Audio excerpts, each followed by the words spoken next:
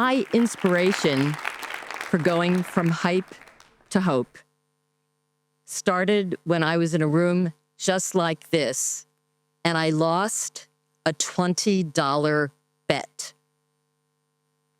About 16 weeks earlier, 20 teams from the Mayo Clinic in the United States, top scientists, top clinicians, had been hand-chosen because of their scientific prowess, their clinical expertise, and their ability to see what's next scientifically.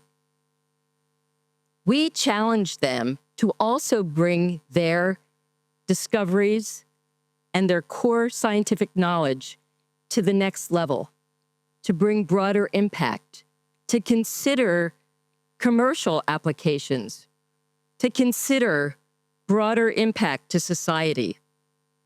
At the time, I was the CEO of the I-Corps program's Backbone, which is the software that held all of the innovation for commercializing U.S.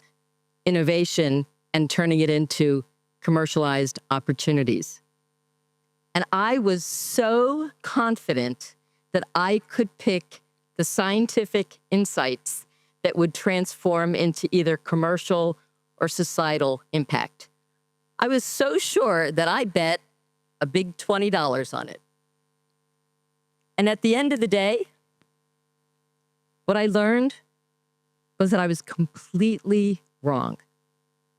And I became very humble in trying to figure out what it would take to go from hope to greater impact. These 13,000 teams that were on our platform over time gave me data, gave me evidence, and gave me insights. And they also inspired me to stop doing what we had been doing and to look for a fresh, more high-impact approach from hype to hope. Because what I found completely unacceptable is that brilliant science that could be unlocked for human good, unfortunately, would die on the vine. And what it started me thinking was, why? Why is it that the best ideas do not become the best businesses? Why is it that really important initiatives die on the vine? And why is it that we get stuck instead of driving breakthrough impact? It bothered me so much that I come around to places like this and ask the questions because I'm constantly learning. But today, because we know we have to move faster, we have to move more together. And as Les has said, this is a community where together, I think we can bring acceleration to go in carbon capture, utilization, and storage, and also the application of new technologies in new ways. So what I'll talk about today is some basics. How we transform our ideas, our early stage breakthroughs, our scientific knowledge, our scientific progress into things that will have more impact. Now, I live in the United States. Worse than that, I live in San Francisco. I have been humbled because my life is traveling globally. I remember the first time I came to Denmark and gave my first, about this amount of time talk in a room full of people who were literally not having it. And I said, "You seem a little bit uncomfortable. Is it that you don't understand what I've said?" And they said, "Oh no, we completely understand what you said, but you sound like the Wolf of Wall Street. You sound like a person who believes that business and capitalism is the answer." And I said, well, actually, I do have an optimistic view of business. I believe that business in its best sense can drive scale to important impact. And I will share with you today that part of the story. At the same time, the reason I work at MIT at the Kuo Sharper Center for Prosperity and Entrepreneurship is we have a rather radical view that fairness has been misunderstood in the sharing of value. I won't get political right now, but let us say that there are many conversations around the world that I will share because there are different ways of deciding who benefits from the value of the improved and expanded scale. That's for another day. However, you have to understand how important it is, and I'm sure we all agree, that we have to unlock what will speed up breakthrough, however we define it, whether it's breakthrough and it's, an exit, whether it's breakthrough, we talk about unicorns, we talk about camels. I work a lot in countries that we call growth economies. These are camels. They're not planning to be high-value exits for VCs. Not that there's anything wrong with that model. And I also work with companies I'll share today that their definition of success has to do with lives saved. These are for you to decide. How do you define value and success? And so as I challenge you in a moment to think about you moving from where you are to the next level, define success according to what matters to you. And of course, thank you very much, Ida, for the introduction, because some of the tools we'll talk about, I finally took time off and did what hopefully a lot of you have done and wrote the book that no one had written, because we need a new playbook. We need a playbook that helps people do exactly what we're doing together in this community. And so I promise that at the end of this time together today, you'll end up with a bit of a inspiration for how you might move from where you are to the next level, and also what I call the Monday morning action plan. One thing to do, because one thing plus one thing equals huge change. I'll start with science, business, innovation, and society. Then I'll talk a bit about the spotlight on some successes. And I've been so fortunate to meet people like yesterday. I'd listened to these amazing, I came home so inspired. I'd listened to scientists and met with people who are in this room and got to tour laboratories and see what's going on. I mean, it makes me quite hopeful at a time that's hard to find hope. And so we'll talk about what it really means to go from stuck to scale. What does stuck really mean? How are we stuck? Where are we stuck? And finally, the punchline. And my father, I was telling Anita yesterday, was a psychiatrist. I wouldn't mind water, by the way. Was a psychiatrist. And when he retired, he became a stand-up comedian. And he told me the one rule that's so important. Thank you. The one rule that's so important, which is never, ever start with a punchline. So, sorry, Dad, I'm about to not do that. I'm going to tell you the whole punchline. Here's the secret to everything that I learned from these 13,000 teams. We have a lot of ways of moving from where we are to the next level. We have to envision what we're doing. We have to expand what we're doing, and we have to build. Hopefully, raise your hand if you've already done envisioning, expanding, and building. I'm assuming everyone has done that in this room. Raise your hand. Oh, that is very American, by the way. You have to start like raising your hand.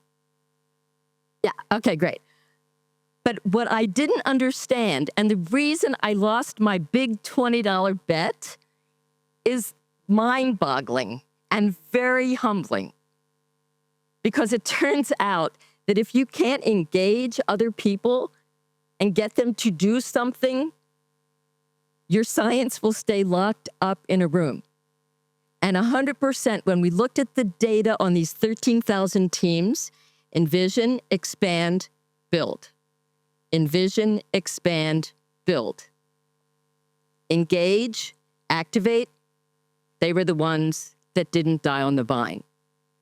So I will teach you those two things before I finish. I won't go into all of these stories, but had we had time for another day, yesterday we had like 3 hours together, but there is story after story of companies that have had this same experience where they have something locked up scientifically from an innovation perspective in their companies, and they know that it needs to have greater value, but they can't figure it out. This was the I-Corps program. Raise your hand if you know the I-Corps program. It's still the system standard. It was quite radical in 2010 when I started working with them, and in 2013 when I became the CEO of the backbone software for it, because that was an announcement that the U.S. government made. I'm being a bit simplistic about this, but National Science Foundation, National Institutes of Health, DARPA, and other U.S. Federal agencies decided that they would change one small thing about how funding for SBIR grants, the initial innovation grants, were awarded. That it wasn't enough to just have patents and IP and white papers, but that they would add one other small element, by the way. People had a lot of pushback, which was commercialization of these innovations. And I can tell you the pushback was strong, and I understand it. And I understand that, when my husband was doing his MD PhD, it was selling out if you went into industry. It just was. However, the U.S. government decided for political reasons and others that there was a need to do commercialization. And so this I-Corps program was founded for that. More about that another day. But what I learned was that we have to learn to do this transformation, no matter what our motivation. Part of it is because we have to make lives better. And I know that sounds like I'm kind of like when people greenwash that I'm saying something to say something, but I am in firm belief that making lives better is why people are even in business. At the end of the day, we want tomorrow to be better than today, and partly because of our contribution. And we can't possibly think of a planet or a world where tomorrow is worse and we've destroyed it, and it's this dystopic view of tomorrow and we're responsible. I haven't seen anybody liking that. Well, a few people I know liking that narrative, but the groundswell of support is for making lives better and solving bigger challenges.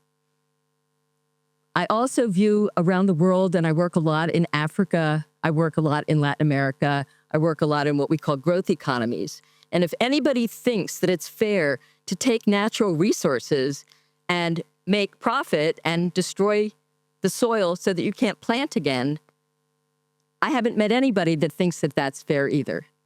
And so there is an optimism that we were talking about, that people know what's important and what's fair. We have to be able to do these things on exponential scale. Now, at MIT, we always talk about, huge technology and deep tech and these big ideas, but it's not hype.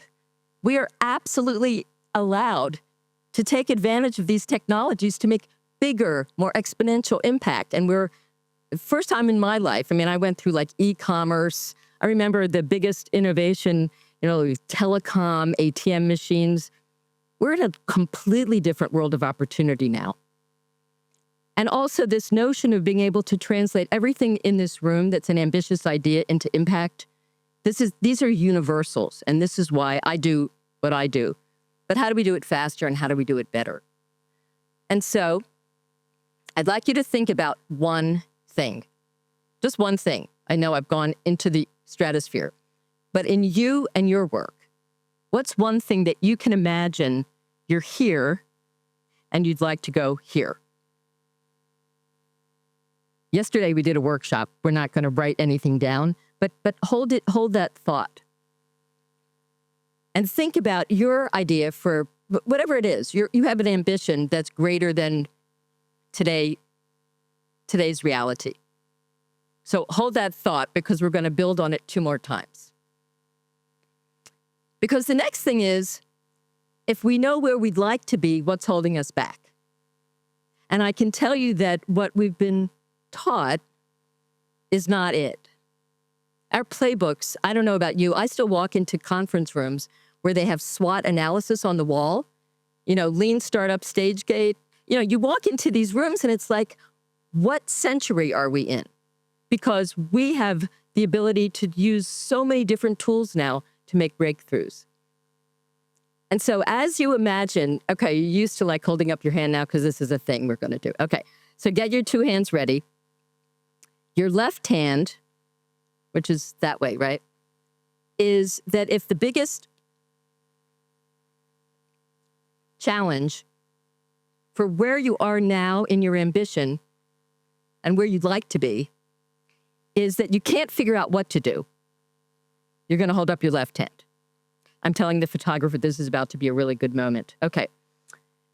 If you know exactly what to do and you literally can't get other people to do it, like you can't get people on board, you've explained it 100 times, you've done elevator pitches, you're trying to explain to the new scientists in the laboratory how this is going to work, you're trying to get a funder, you're trying to get a partnership, but you just literally can't engage and activate. That's going to be your right hand. Okay. That's as hard as it's going to get. Is everybody ready? Here's the direction. You're going to hold up one hand. Scientists have a hard time because it's a little of each. Just go for it.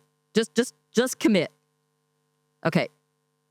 Hold up a hand. If it's your left hand, it's that you have an ambition and you just kind of can't figure out what to do. If it's your right hand, it's you know what to do, but you can't get people to do it. Ready? On the count of 3. 1, 2, 3. Okay, this is my science, so... Oh, interesting. Okay. We are 75-25 more around not being able to get people to do it. Okay. Well, these are the 5 steps we talked about: envision, expand, build, engage, activate. And what I'll do now is give you some spotlight stories, which I've selected for today so that you can hopefully relate to something I'm describing and take your idea and build it a little bit bigger mentally. You ready? This is Paul. Yesterday, I shared these stories as a little rehearsal and saw what landed, so I've adjusted it a little bit. Paul is responsible for innovation at Procter & Gamble. And when I first met him, he was working on the problem of sustainability and circularity from Procter & Gamble's perspective, which had to do with a better way to look at adhesives and biofilms for their packaging. And that was the challenge, and that was the definition of the problem to be solved. And then he realized that that was not zooming out quite enough and discovered that there was another approach, which I'll let you read. And now I'll read it to you. So for P&G, addressing biofilms is at the heart of many products, from laundry to oral care. We're able to step back and address the underlying science. And who was in the group yesterday? Raise your hand. What was the science underlying it? Call it out. 1, 2, 3. 1, 2, 3. Hello, biofilms. It's on the slide. We'll try it one more time. Okay. 1, 2, 3, biofilms. And then when he thought about biofilms, he's like, well, wow, other people are looking at biofilms. And it turned out that shipping companies were also looking at the way, we're looking at the way that biofilms would affect their shipping. And so they started to partner, and I know that the next session is on ecosystems. I'm not going to steal the thunder of that, but they did develop an ecosystem with unusual partners to zoom out and think about not just labels on toothpaste, but biofilms in general and where that might lead in terms of a more sustainable approach in general. It was breakthrough science. It was breakthrough business. KK Wind, raise your hand if you know them. Everybody from yesterday should know them. Okay, I won't put you on the spot. I was very fortunate when I was working at the software company to have KK Wind as a client. And at the time, they had one client. They had one customer, and it was fixing windmills. They were very good at predictive maintenance. They were very good at analyzing windmills and how they worked. And the next concept I'd like to plant is what they did to move from we fix windmills to we are people who can engineer on the highest level of technology wind farms globally. And not only do they not only have one customer, but they have grown tremendously. I know they just laid some people off, sorry, but they have grown tremendously. And they went from, we are an ingredient servicing one customer, to we are clever. Our science can be expanded through the use and application of new technologies. Next inspiration story, Cargill. I didn't know this story until a couple weeks ago when I did a podcast with Florian Schotteman, who's the head of R&D and science and innovation for Cargill. For people who don't know, Cargill is a company that's private. It's 155,000 employees globally, and they operate in 70 countries. They have a product I had never heard of called Liza, which, raise your hand, there was someone from Brazil here yesterday, and it's a cooking oil. And they didn't just stop there. They said, wow, you know, we have cooking oil that's being wasted and disposed of in ways that are not good for the environment. And so they challenged themselves to figure out a solution to that. And the first solution was to develop flywheels where people locally in different communities around Latin America could, of course, return and recycle their cooking oil. That's great. And so there was a return part. The nice part about it was that, as the story is told, there was a fairness to how the value was exchanged and the value was shared. So not only did Cargill make the money for the cooking oil, but they allowed local people, the way in the United States we have Airbnb, the people that clean the houses do not work for Airbnb, but they have a symbiotic relationship because each one has to thrive. And that's what we call shared prosperity. And so they developed shared prosperity. But wait, there's more. Because now they also have the ability to transform they use cooking oil into biodiesel fuel. Once again, Cargill does not run it. Cargill is the platform that allows interoperability among all of the various people who are part of this chain. And I'm teeing up the ecosystem speaker next. Metallics, raise your hand if you know Metallics. One of our Foundry Fellows from MIT is the CEO. It's an African company that does mining, and mining has a reputation for being very anti-carbon. But IO, who is a wonderful leader, decided that there needed to be some initiatives that were very much pro-environment. And so they developed a brick that is eco-friendly from the waste materials from mining. But not only that, they said, wait, that's not quite enough. We can't quite get our arms around the carbon credit if we don't expand our thoughts about how this works. And so they developed a way of capturing and accounting for the carbon credits and an entire chain of capabilities so that they could have full impact from their bricks. It started off with a commitment that I see all over the world, that leaders want to do well by the environment and want to have their values work through their companies. This is just a really cool slide that I saw a couple weeks ago. There's a woman in San Francisco who's doing electrified flying boats. I just thought it was so cool. She's a PhD physicist from MIT. She started a company, and she said to me this thing like I've been thinking about. We don't quite know what to do with it, but she said, you know, so much of the commuting in the Bay Area could be done by boat, electric boats. Flying electric boats would be very cool. I take a ferry to work every day. And I just thought it was a cool picture. Okay, that's why that's there. Okay. So now we get to this story that I told about the Mayo Clinic. Do you know the company Exact Sciences? Exact Sciences developed a colorectal cancer screening. And it was science, and it's very hard to get FDA approval for these things. It's hard to do the core science.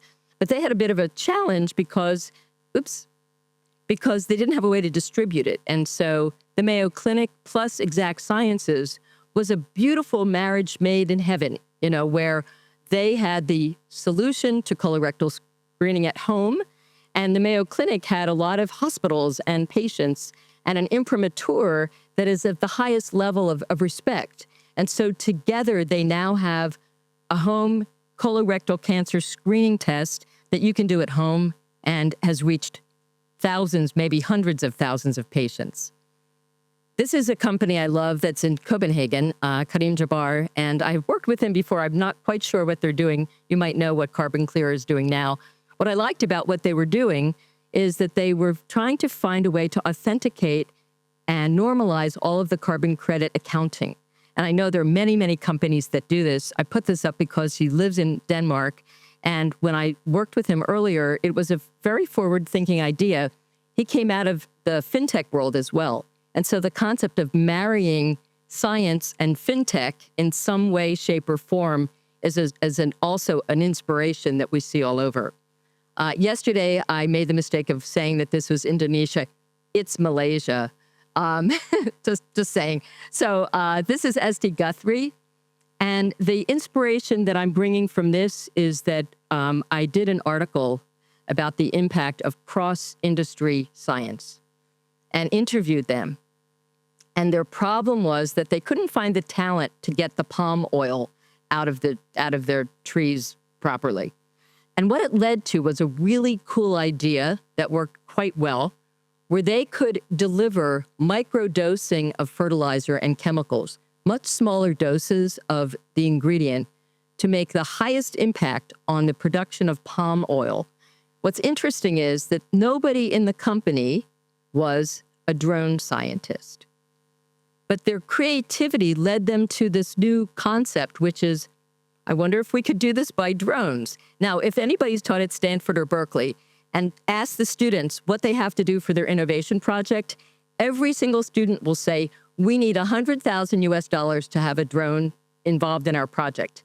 So to me, it was kind of hilarious because I don't know that everybody needs a drone, but they certainly figured out a way to use the drones in this way. And the lesson here to me is think a bit broader, zoom out. And this notion of zoom out is the first way that you will transform your ambition into a higher level. Rule number one, zoom out. So now take a moment, and if you're writing, write. If you're thinking, think. How might the inspiration stories that we just heard about kind of tickle your fancy on what you might explore next, or who you might talk to next? Or what is it like that's in the back of your mind that, you know, you're kind of thinking, I've always wondered if.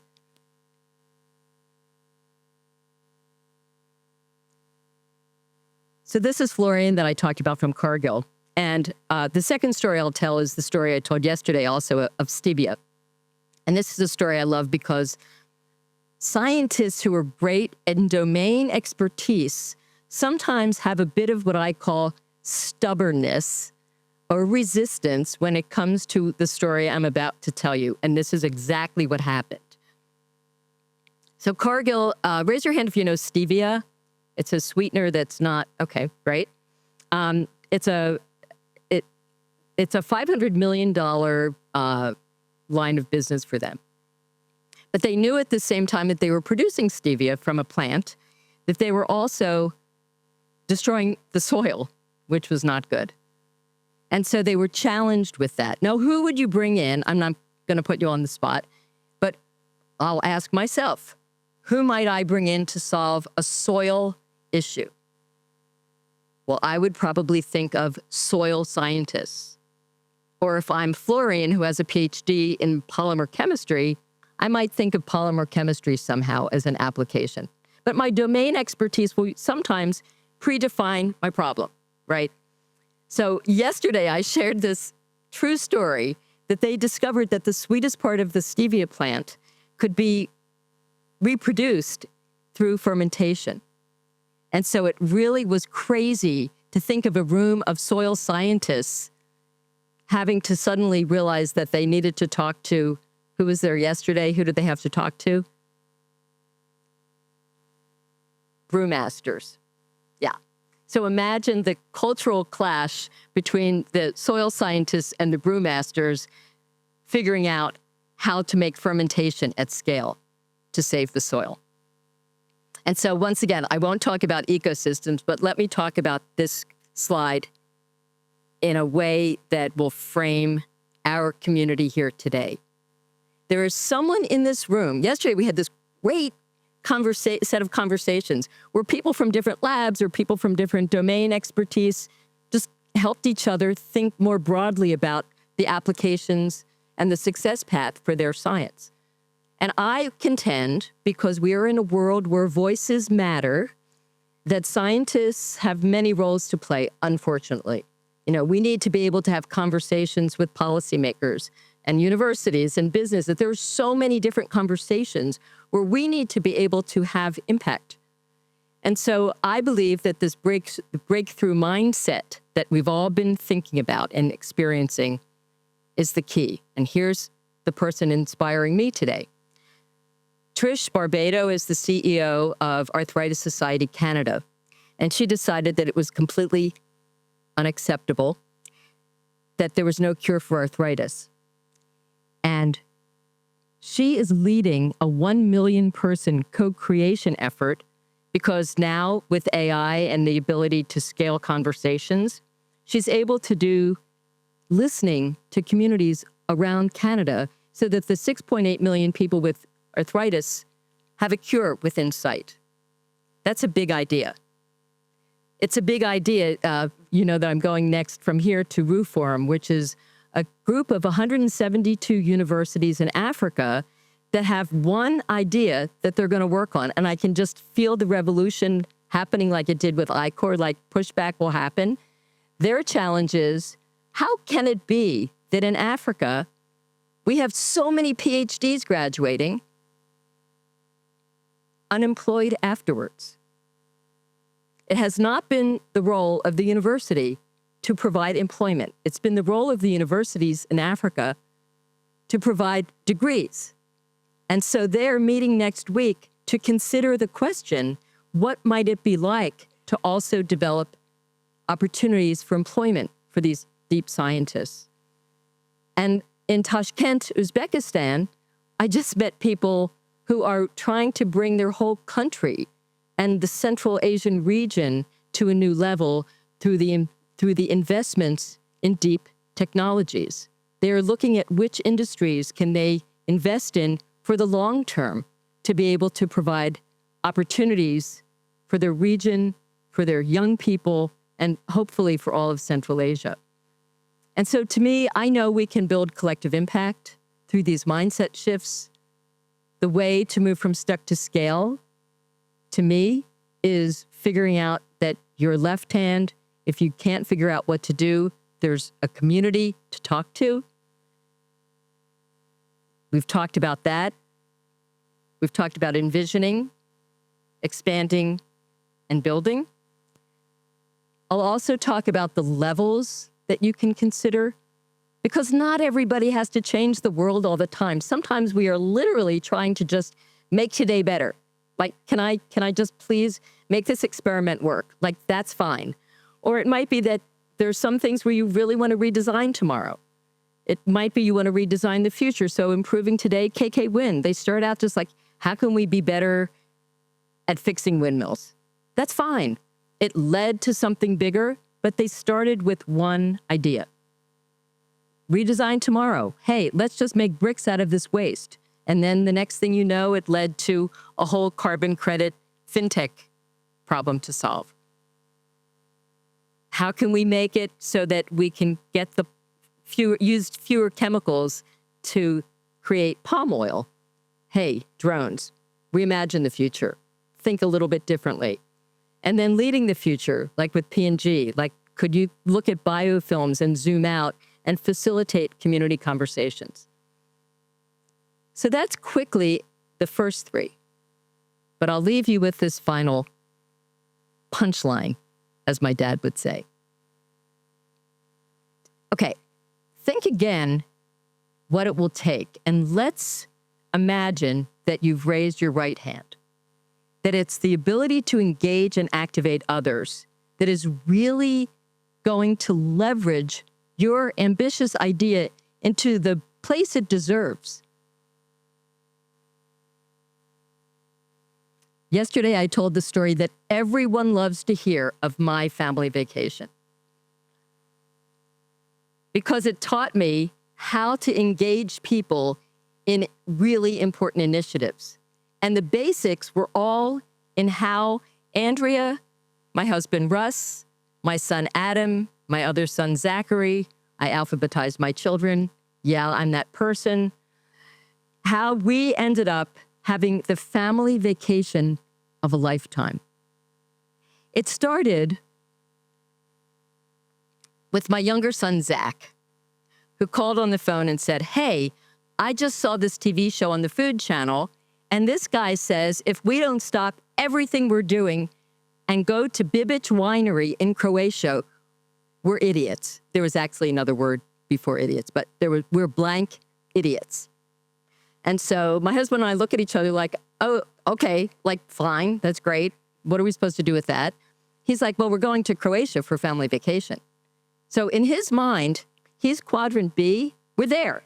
We are literally, bags are packed. We're in a hotel. We're sitting at Bibic Winery. He's this guy. I think it's there. His other brother, Adam, needed some social proof. Who else has done this? Research, research, research. He needed some data. He needed some evidence. He needed some validation socially. So that was what it was going to take for him to get fire in the belly to go to Croatia. You're probably not surprised that I'm never late and I'm a quadrant 3 person. And so I needed to know, hey, we've got this wedding in Italy, and how could we get to Croatia? Where is Croatia? Can you get to Croatia on a boat? I mean, I needed to have the logistics. Boom, boom, boom, boom, boom, boom, boom. And my husband, not surprising, needed the data.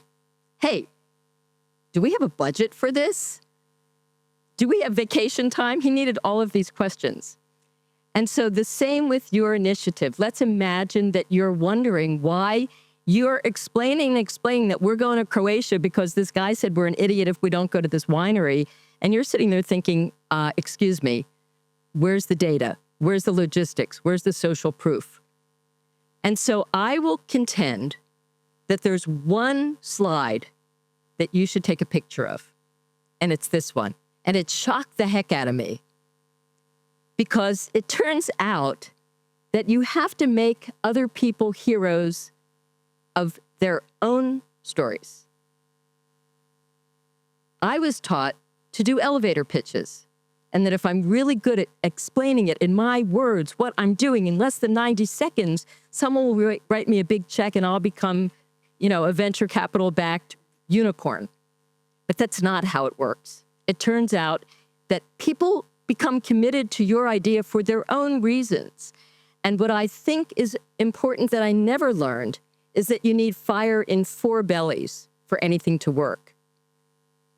Stop doing elevator pitches and start instead do what Shimizu did when they were building a $500 million innovation hub in Tokyo. People had different reasons. Some people cared about the customer solutions. Sell it that way. Some people cared about solving big challenges, construction advances, societal impact. They're very savvy about being able to wire their buildings so that they can have early warnings for tsunamis. Education, sustainability, creative collaboration. It's all in the Novare Center for Innovation at Shimizu. But if you talk to someone who cares about societal impact and explain how much money it's going to make for the company, there's a mismatch. I did this for so many years, completely wrong.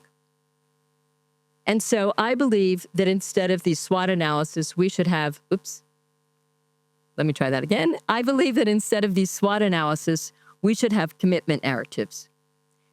I would like to bring my idea from here to here. I would like to talk to someone who knows about drones. I need to understand what that person cares about. What is the fire in their belly before I self-centeredly start explaining it in my terms? That's a big idea. And it's what the difference was between the fruit that died on the vine and the initiatives that lasted and became huge impact. And so the final part is activate. So I want to do yoga. Now, yoga's free. There's lots of apps on the internet. I don't think it requires any special equipment. I even have a mat. I have tried yoga. I sort of put my toe in the water with yoga. If I really was committed to yoga, I would do it. But I just want to do yoga. And so the question is, how do you get other people to go from wanting to want to support you, help you, understand you, help you build, to actually getting them to do it? And I'll say this as my final. That breakthrough is a team sport. And that we in this room and in the community that we have and in the places that we go need to figure out how to get a lot of other people to hear our voices in terms that they understand and to really be able to break through. Breakthrough is a team sport no matter where you go. It's a team sport we can use in this forum. I'd like you to focus on a person that you will talk to Monday morning. What is in their head? What is the fire in their belly? And what is the one thing that you will do to make sure that you're able to create a network of support to make it happen? Thank you.